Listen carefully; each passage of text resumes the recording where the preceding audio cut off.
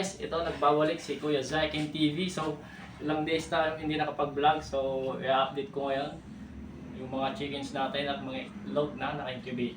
So, i-check natin yung mga incubate. Tapos punta tayo sa mga chickens natin na nandun. So, sa mga bago ko lang sa YouTube channel namin, please watch, share, and subscribe na po sa YouTube channel namin. Let's go!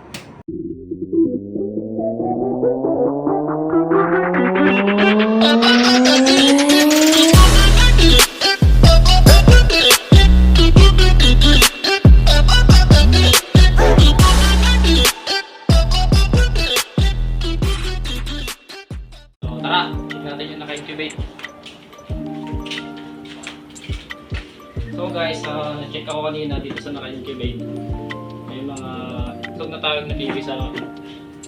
So na-check ko kanina yung itlog na napipisa. So ito guys. So pwede na natin itong tulungan, no? Kasi napipisa na siya. Ayan, so naririnig ko na yung ano ng sisiw. So, pwede na natin itong tulungan guys. Ayan. So, ang bilis ng araw. Ilang days lang ako nakapag-vlog. So, hindi ko na namalayan. May bibisa na palang itlog. So, andito na yung sisiw guys.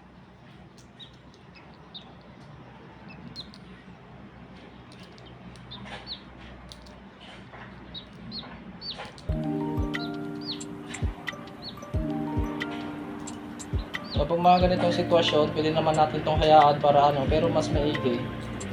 Tulungan na lang natin para mas sure na hindi na malunod.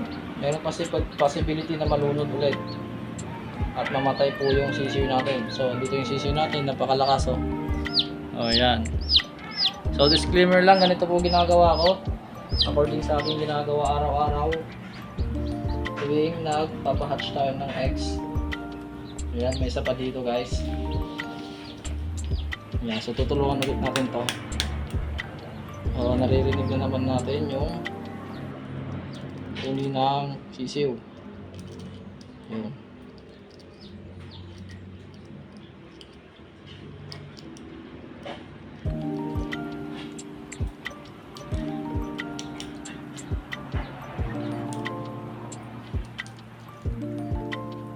Tutulungan na natin para at least hindi na sila mahirapan. Ayan. So ito yung 6 na batch ng sisiw natin guys. So yung iba baka mag-hatch na bukas. So tutulungan na natin to para hindi na mahirapan.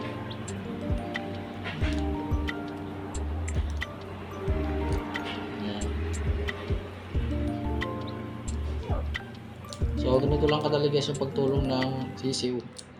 Kailangan natin dahan-dahanin kasi dudugo, may possibility na dudugo pa to. Ito sa gilid. Duduguin pa yan. Yan. So pangalawa. So kunin natin yung pangatlo. Ito. Oh yun, tumulog na din. Yan. So malalakas yung mga sisiw natin guys ngayon. Kasi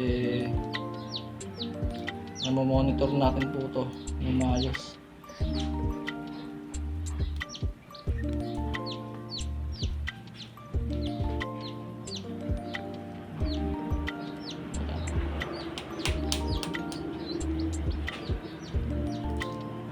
Si Zyken oh.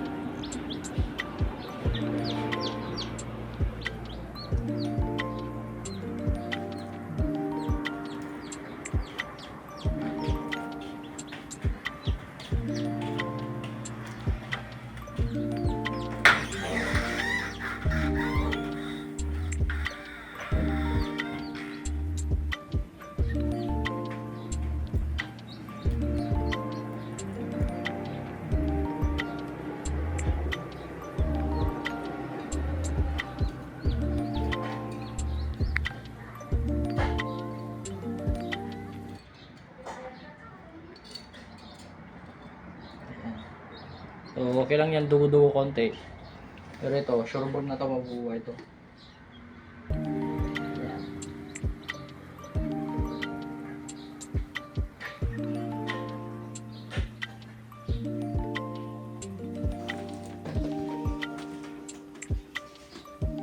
So, check din natin yung mga sisiw natin sa labas. Tara. So guys, andito na tayo sa chickens natin. Update tayo dito sa labas. So, heto na nga yung ika-feed patch natin. So, malalaki na po sila. Nasa mag 2 months na po yan. So, available na po yan tayo mag-sell. Yan. So, 150 po yan isa. Yan. Sila guys. So, malulusog at patataba po yung mga manok natin. Yan po yung mag 1 month old na po. Andyan na po, halo-halo na po yung hybrids tsaka pure breeds. Hybrids yung meaning to say F1 po, hybrids po yun ha. F1 meaning to say crossbreed po siya ng pure breeds tsaka native. Kaya F1 po yung tawag. So andyan po yung halo-halo na po yan sa pure breeds po natin.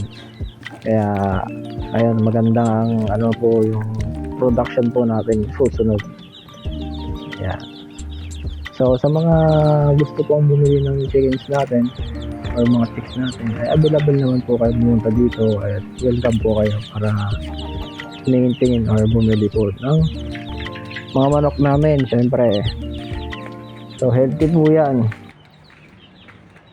Ayan guys. So ito po yung ano natin, yung third batch po ng sisiw natin. So malalaki na sila. So nabenta na natin yung isa dyan. Kinuha na ng buyer. Ayan, so 4 na lang sila. Ayan. So ayun, so natagalan po yung pag-upload po ng videos namin kasi syempre medyo busy dito sa bahay. Yan po, at update natin po sa mga hens natin. So hindi na po ako naglagay sa incubator kasi ginamit ko po yung maliit na incubator. At ito na po, at nililiman din ng mga hens natin yung mga egg na natira. So hindi ko na po sa kinuha. So pinakalimliman ko na rin at least para makapagpahinga po yung mga hens natin. So diretso po yan sila ng itlog kasi isang buwan, 2 beses silang ng itlog. So malaking tulong po yung binigay sa atin. So may 7 eggs po na nililimliman po nila. So salitan po sila maglimlim. Ayan.